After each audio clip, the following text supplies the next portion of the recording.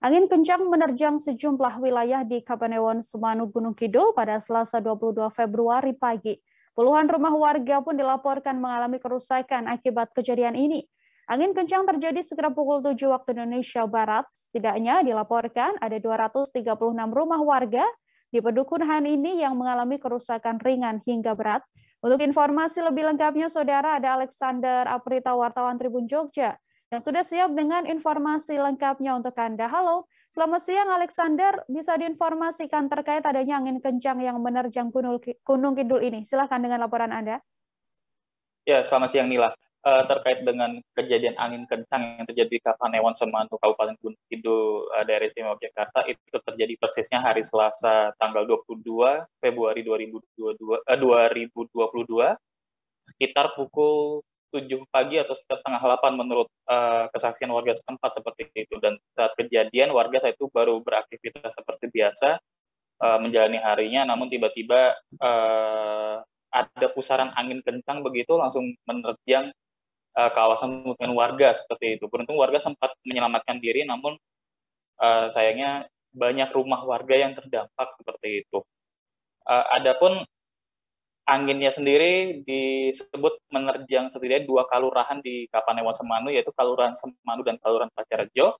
Kemudian berdasarkan hasil pendataan dari Badan Penanggulangan Bencana Daerah terbaru sampai kemarin malam, itu setidaknya ada sekitar 473 bangunan warga yang terdampak, mulai dari sebagian besar itu 400-an unit, itu sebagian besar bukan rumah warga, kemudian sisanya adalah fasilitas publik seperti rumah ibadah hingga balai dusun, hingga juga